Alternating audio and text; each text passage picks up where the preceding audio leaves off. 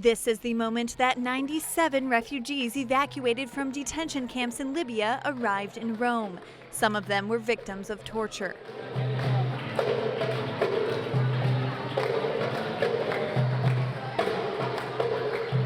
They were able to escape from Libya thanks to an initiative of the Community of Sant'Egidio, a Catholic lay movement dedicated to social service.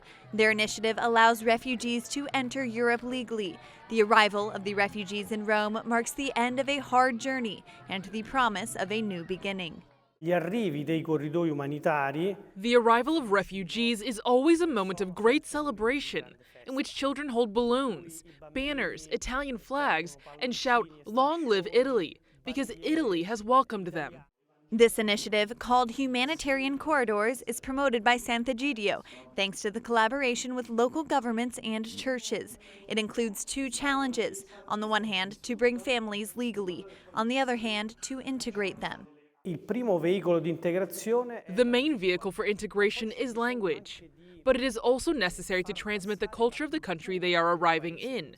We give a copy of the Italian Constitution, translated into their language, to the refugees arriving with the humanitarian corridors, to make them understand that they are going to live in a democratic country, where women's rights are respected, where child labor is forbidden, where children must go to school.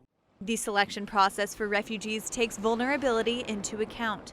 Within a refugee camp, they choose those who have the greatest difficulty. For example, single mothers with small children, sick people, people with disabilities, or people persecuted for their faith.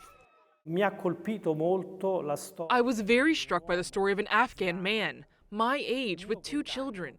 He was a teacher, like me, but he was a fugitive, because suddenly war broke out in his country. His government denied rights to minorities and women, and he had to flee his country. And I thought at the end of the day, every one of us could find ourselves, for one reason or another, in that situation, having to leave our country with our family and everything we own in a suitcase.